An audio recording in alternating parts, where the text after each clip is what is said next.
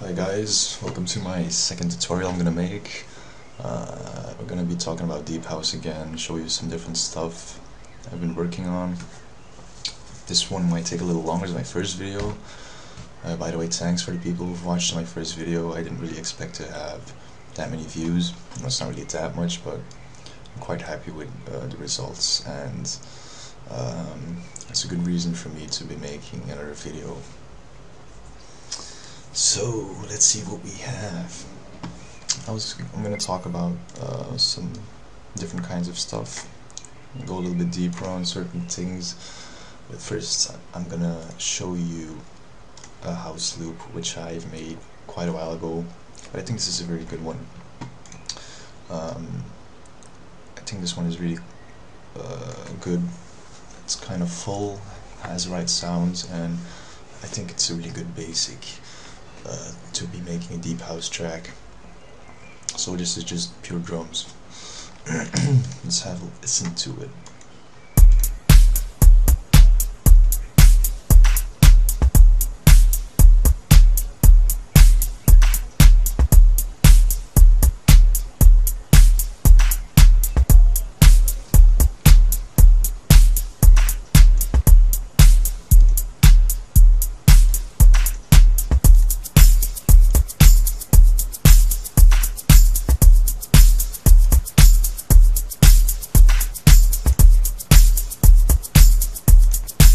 Still have like a synth sample.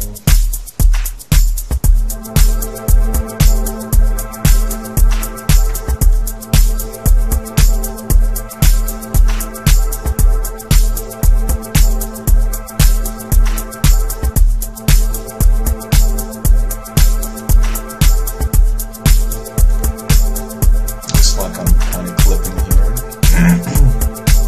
As you can see, it's not supposed to be happening, so you actually want to make sure that your master is not going above 0 dB, but here it is happening. But you can always fix this with limiters and stuff like that. I normally never really worry too much about it, especially when I'm working on the drum loop. That's the least of my concern. I work on that when I'm going into the mixing phase, mastering stuff, you know. But anyway, so we have a pretty full sounding drum loop, pretty rich. So let's see what we have. Okay, so I'm gonna do this like my first tutorial. I'll just show you the sounds I have.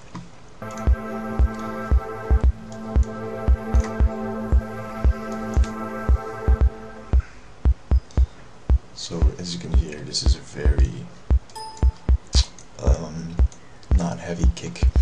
It's actually like pretty light, but I took this one because it has like kind of that high end that you need to give the kick a little bit more of the snap. Because this kick is actually made out of 3 kicks, other than in my other tutorial when I only used 1 kick. This time I used 3 different kicks to combine them and make one rich sounding kick.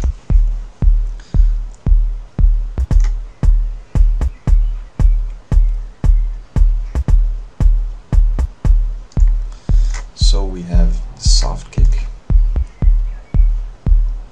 as I already let you hear. Then we have this low kick, which is providing the most important part, the low ends, the boosts, low frequencies, kind of the push, the thump, you know.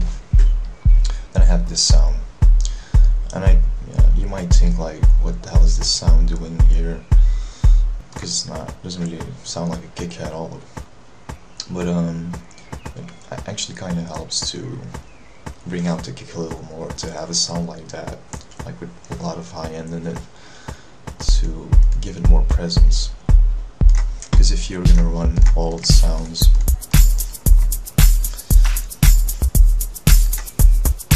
it lets it, makes it come out more, you know. So that's why I also use different sounds on the kicks. especially soft kick and low kick are pretty important. You can really hear when I add the soft kick, it's giving it a lot more punch in the beginning, like a clicky sound.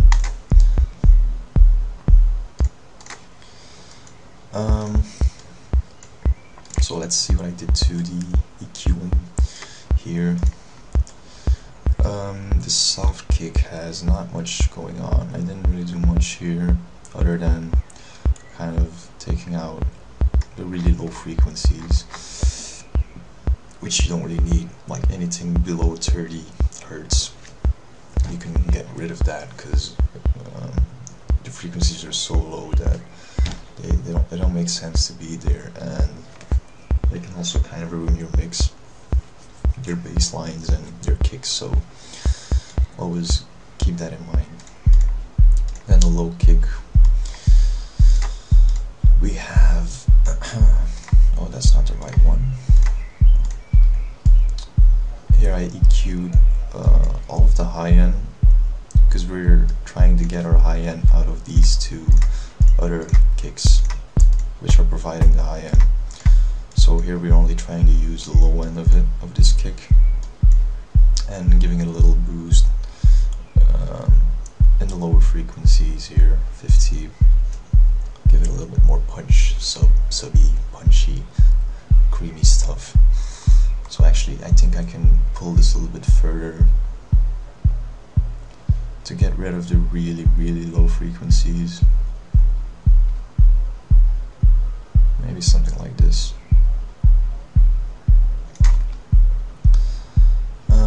Let's hear how it sounded like without the EQing. So as you can hear, there's some frequencies in there, like kind of a distorted sound, which shouldn't be there. So that's why we're using EQ to just get that low sound out of it. And this sound has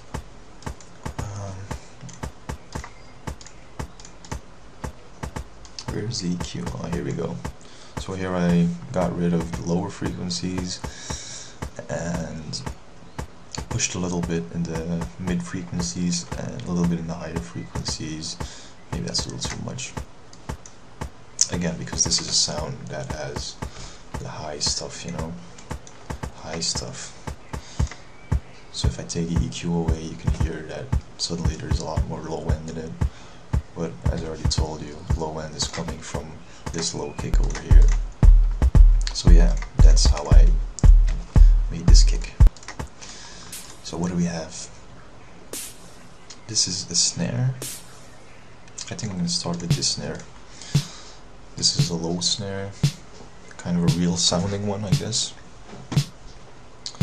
It sounds kind of muddy, but the good thing is that it has this kind of low end, because in a snare you need the mid frequencies to be there. Let's show the EQing on it. So as you can see, it's around 100. I also pushed it a little because the snare also needs a little punch. It doesn't need to be as deep as a kick, obviously, but it needs like that mid-low frequency to give the snare a nice punch to it. If I would take this away, yeah, there's a lot of energy away, gone. So a little boost here couldn't help. I mean, it can help. And also I took away a little of the highest frequencies because we're gonna need that for shakers and hi-hats, stuff like that. Then I have clap, and this one sounds like very like more clean, because this snare sounds very dull and muddy, so I thought it needed some kind of crispy sound, you know, like a nice sound, you know, and I think it kind of fits together well with the snare, because the snare is kind of giving the low end to it, and this clap is giving it more the transient, you know, the snap, the push. So these two fit together pretty well. I EQ'd it, also took away the low frequencies and a little boost in the high ends and a little bit here in the mid frequencies.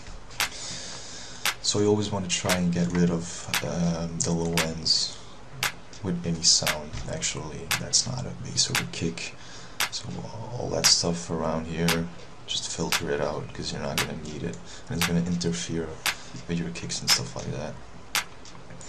And I also put a little bit of reverb on it. Valhalla Room, pretty good reverb plugin. Where was that? Around 2, yeah. So if I take this away, you're gonna hear it sounds a lot drier. The thing is, in deep house, you want deep house is, in my opinion, also a lot of wetness in the music. It doesn't sound really dry. It has a lot of wetness. So in some sounds in your drum loops, you also want that. It also really helps to fill up empty space in your drum loop. Then I have another snare, but this one only runs only 2 times throughout this 8-bar loop. This is to make it more interesting. I could also put it every 4 times, but I'd rather do it like this to give it more dynamic, so it comes only once in a while. It's interesting to do things like that. The snare is very white noise sound, almost sounds like white noise.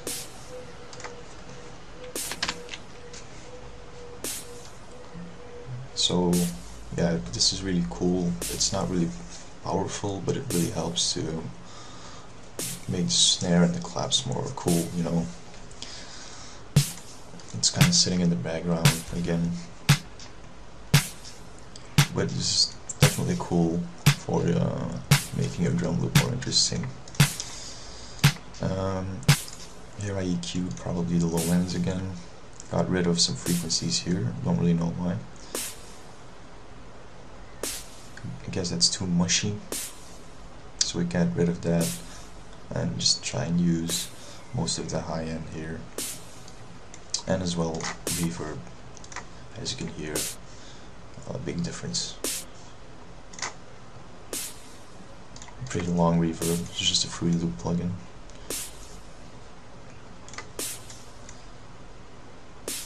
So this all together is already pretty cool.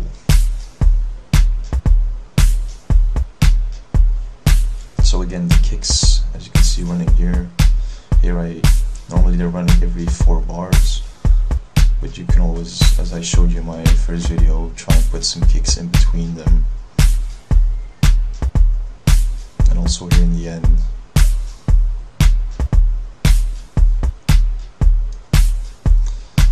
Okay, then I have this single kind of a clap sound, which is also pretty cool. As you can see, it only comes in 1 time throughout the loop. It's pretty cool to have like other clap or snare kind of sounds, and putting them a few moments before your main snare hits. It gives a cool effect. Then we have a hi-hat, which is running every 2 bars. A lot of times I normally use hi-hats like this, but you know, you have to experiment sometimes and try different stuff, and in this case I thought running it like this was also pretty cool. So the hi-hats have been EQ'd like this, again, take away the low frequencies, boost a little in the high ends.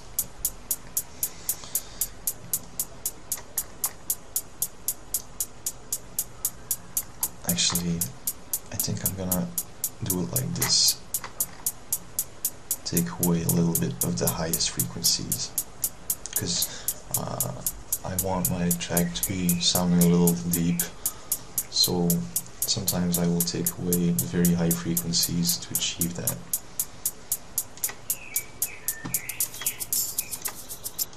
And then we have just a shaker loop. Oh wait, I had some more stuff on the hi-hats. Just a little bit of reverb. Again, same story. You can hear when I turn it on, it has a lot more space. So again, making it more fuller. And this one, I don't know why it's here, because it's turned off, but I guess I was going to use this in my track. And the last thing is just a shaker loop. So this is just a loop, this one. So having shaker loops in your library, I would highly advise having them, because they can really add so much to your track, and it's actually really easy to just take a shaker loop and put it, so you're working on a beat. I always do this, I work on a beat, and then I listen to certain shaker loops, I just put them in, and suddenly it sounds more full,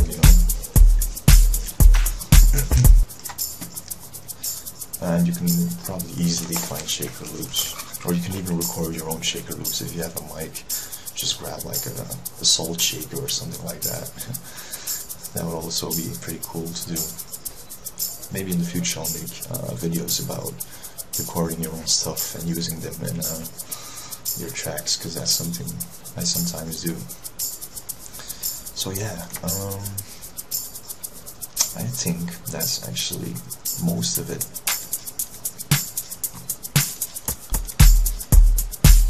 So this is a very good basic to be making a track here.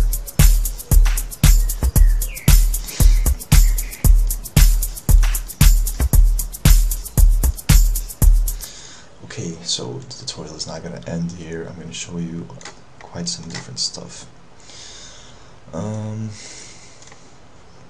So I'm going to show you something else I was actually working on, which is a track. I think you're going to be kind of excited about this one. I am, and I'm really eager to finish this track. I'm going to do everything I can to finish it. I have so many different versions of it. I'm going to have to look for one.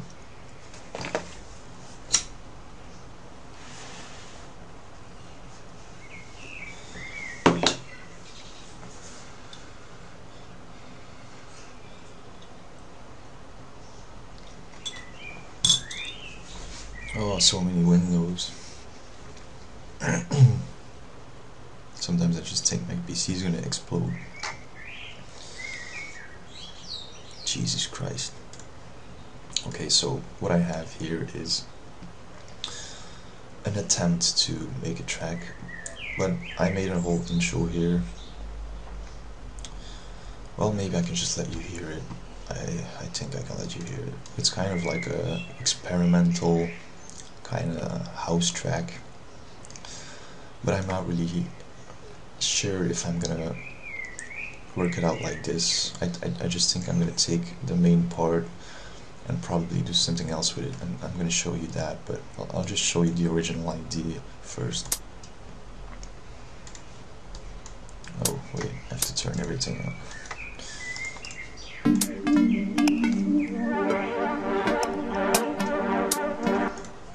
There's something wrong here.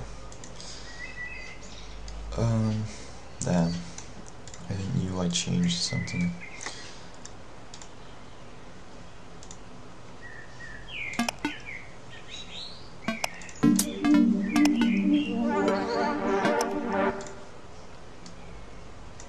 I think it needs to be like this. Sorry guys about this.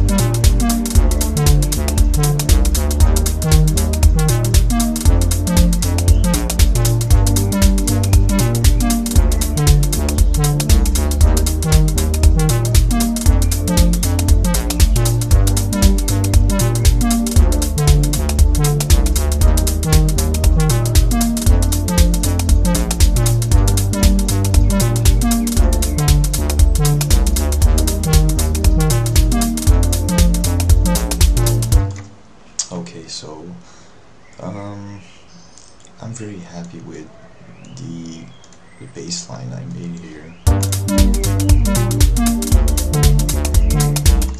So I'm very happy with the overall melody and concept of this, but I'm not really entirely sure about the whole experimental kind of intro, because it's really, like in the beginning you don't really know how the track is going to turn out. And I was thinking about maybe making this track a little bit more commercial based, so it doesn't have this minimal kind of thing, but it starts off more with a good drum beat rather than having this, yeah, I don't know. So yeah, let me know if you maybe like this idea, but I was planning on doing something different with it. But I think I'll just show you, I'm not going to show you everything I did here with the intros. Maybe I'll do that in another video. Here I'm just going to show you the synths and the bass line, because I think they are really cool. Because it's really hard to make a good bass line. It's always very hard to get a good bass line and get it fit in properly in your mix and make it fit properly with your kick. But in this case, I made something pretty sweet. So this is a plugin. Oh wait, give me a second here.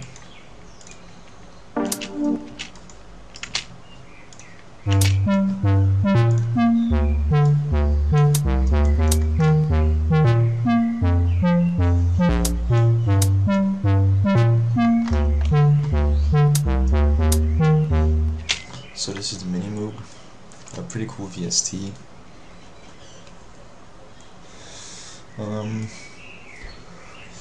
You can probably find it if you look for Artura minimoog. So it's actually VST synths based on the real minimoog synthesizers.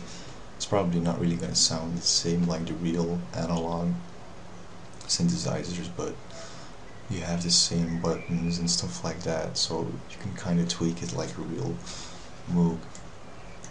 So let's see, where is that bass line? So how I started off with this bass line, I actually in the beginning it sounded like quite like this.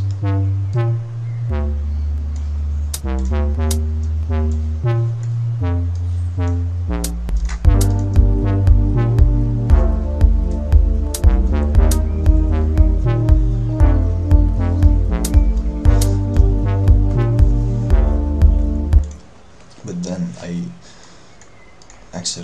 didn't even knew about it. I was just messing around with the synth, clicking on stuff, and I clicked here and suddenly this popped up and I was like, damn, what the fuck, a whole new rack of effects and stuff like that. So then I started playing around with some buttons, and that's something you have to do a lot, is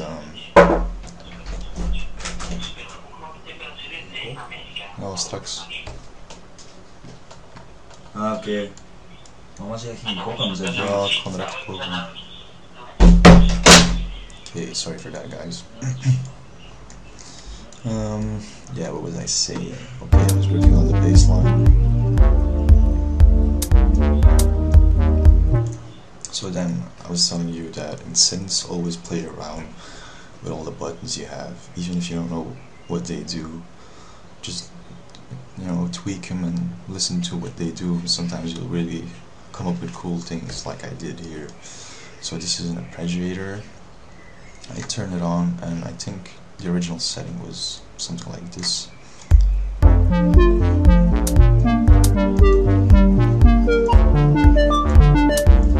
So if you don't know what an arpeggiator is, it actually just takes your notes and it takes them up in octaves and then back down. So here you can see, in this case, it's going up 5 octaves. So what I did is I just put it to 2 octaves, so it only moves up 1 octave and then back 1 octave. So you get this sound. Then you have this P button, and I was like playing around with it. with the speed button.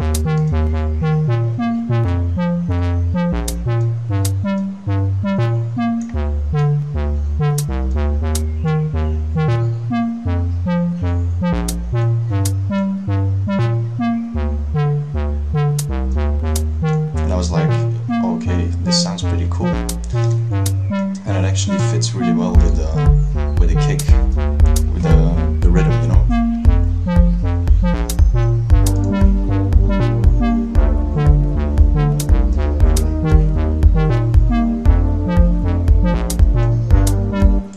So this just happened by accident, but it really, I don't know, it really sounds really cool. It has like this unique kind of swing to it. It's like kind of warping, as you can hear.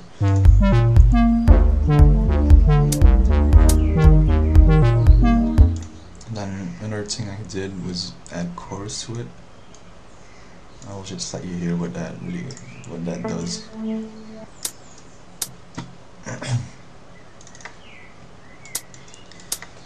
Sounds like the minimoog crashed sometimes. I don't know why this happens, but here it says it's running, but there's no sound coming out. So I'm just gonna have to reopen it. Sometimes things go wrong. We're just gonna have to wait for a while.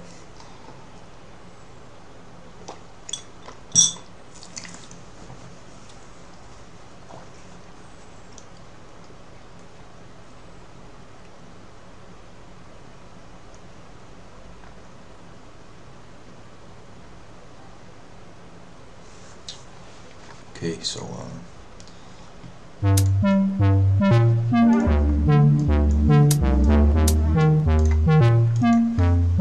the chorus I'm showing you.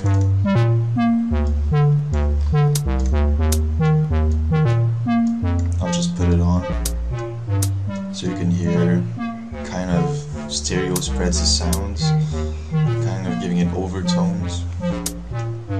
But if you just use a little, it can really help to give it a little more character. It sounds, you can hear it yourself, can't really explain it, but it sounds pretty cool.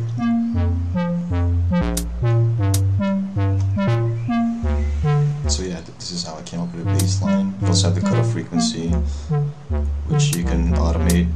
So like in the beginning of the track, you can turn it down low, and as the track progresses, you can move it up, you know, automate it. I'll show you a quick way of automating things. If you just take this, wiggle it around,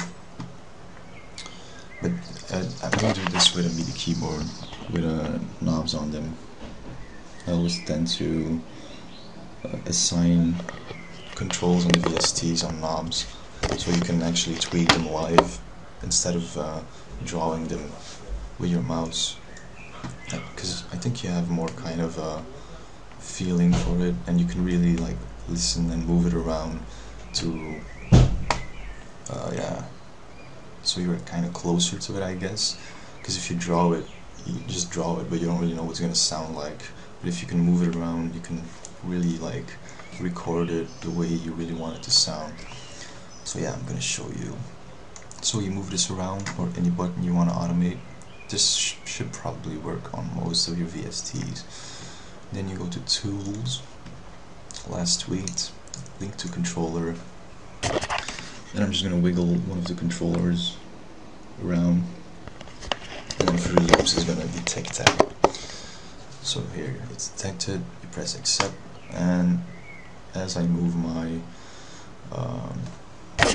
knob, it's going to move also on the VST, and this way you can control things. And you can actually also record this. So if you want to record it, just press record, and it's going to record whatever you're automating. And what I then always do is I have one pattern channel, in this case 25, as you can see here. It's full of automation. So I just take a high pattern, because chances are low you're going to use so many patterns. So I just take pattern 25 and record all of my automations in here. So you can record all kinds of stuff, you know, effects you put it on, drums or things from here. You can automate, you know, you can automate turning your drums and turning them off or on. There's actually producers out there, not really commercial producers, but who actually just have a loop like this and then they spread it out for like 7 minutes, and then they assign all kinds of things to their controllers, but they have like a bigger MIDI controller, you know, with a lot of knobs and sliders, and then they just record whole their track live, you know, turning the bass up and turning drums down and up and effects, and they just record a whole song like that. I'm not telling you that you have to work this way, but I think it's pretty interesting to record certain things or parts in your track live with the knobs. Pretty interesting thing to do, and you can always tweak them later if there's like a small mistake in them. Here you can see your automations, and you can always tweak it a little bit. So yeah, minimoog, definitely want to check it out. Some pretty cool presets on here. And this is, yeah, how I made a bass. Really happy with this bass, because normally it's such a pain in the ass to make a really good bass sound. Then I also have the synth, which is from FM7, a Native Instruments plugin. Very good plugin with a lot of interesting sounds. So I think originally it sounded something like this.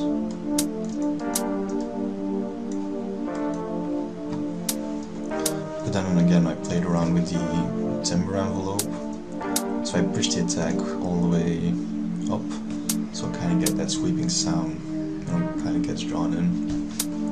That's pretty cool. Also you can maybe change this so your intro sounds like this, but then at your drop it just sounds like this. It has a lot of cool things on here.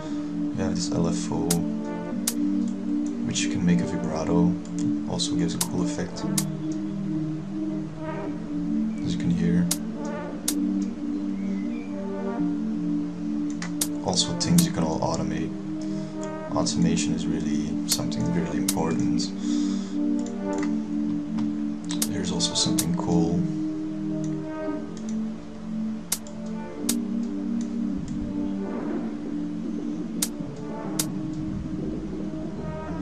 Also, yeah, some cool effects you can be using.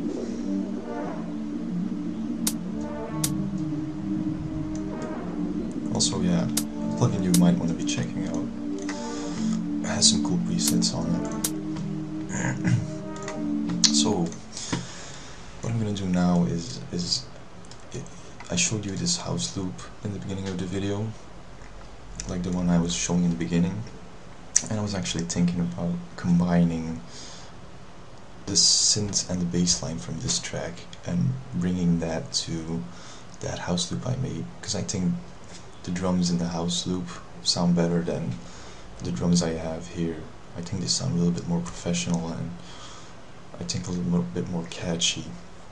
I think it's gonna attract more people than having this intro here, which I'm not really quite sure about. So maybe it's not gonna work out, maybe it is, and I still always have this file if it's not working out. So it's not a bad idea to try and you know, if you're not really sure about the track, try something new with it.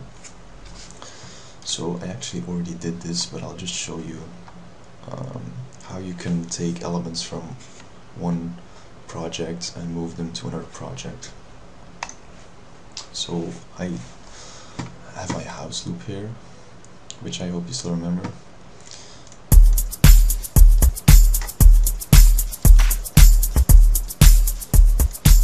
So I want to take these drums and move them to the other project. So a good way to do this, if you didn't notice yet, is you can export this. You just have to make sure that all your sounds that you have are on separate channels, so you link them to, so all your sounds are on different channels, otherwise it's not going to work.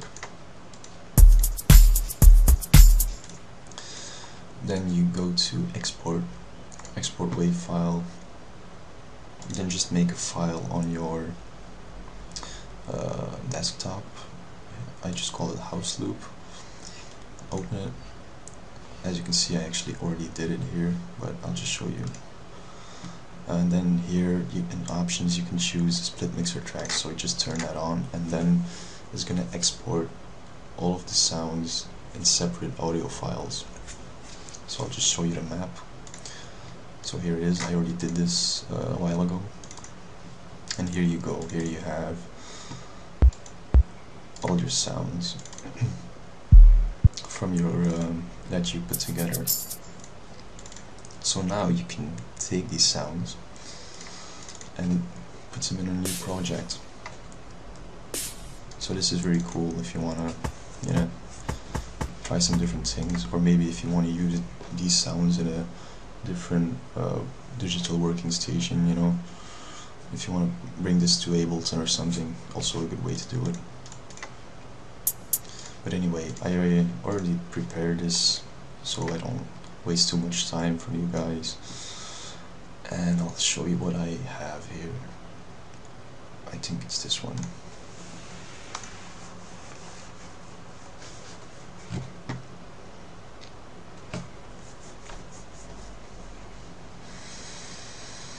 Yeah.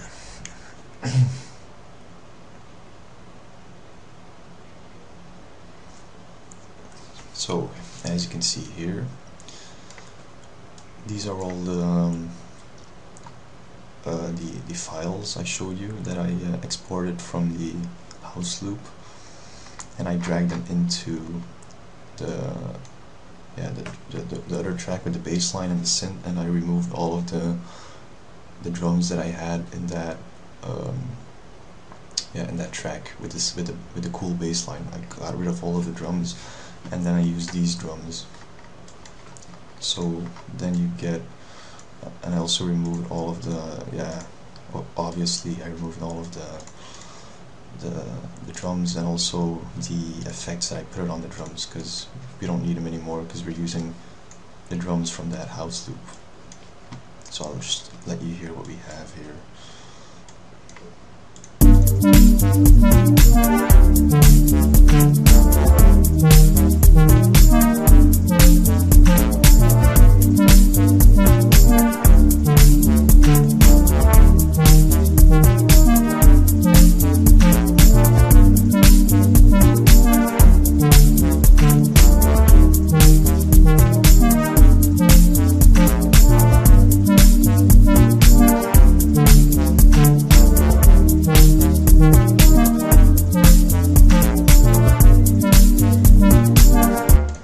So I was actually pretty happy with the results of it. It was actually the first time I tried this, but I just thought it was probably gonna work out because I thought the drums really sounded cool from that house loop, and then I thought maybe I should use these drums on that track with a cool bass line. So as you can see, it worked out, and I'm very happy with that, with the results. So I just all of these loops, so now you don't have, obviously you don't have any patterns with drums because you're using loops that you already made. So these are just wave files, but you can still work with that, of course. So I just linked all of these loops to their separate channels and renamed them, so now you have everything right over here. Another cool thing is that you probably are gonna have to use a lot of effects on them because you already EQ'd them. I already EQ'd them previously, as I showed you in the beginning of the video. These are already processed, so you don't have to be concerned about that. Maybe afterwards you can still, if you hear like a small mistake, you can always fix that, but yeah, it worked out pretty good. and we still have the cool pad and the bassline.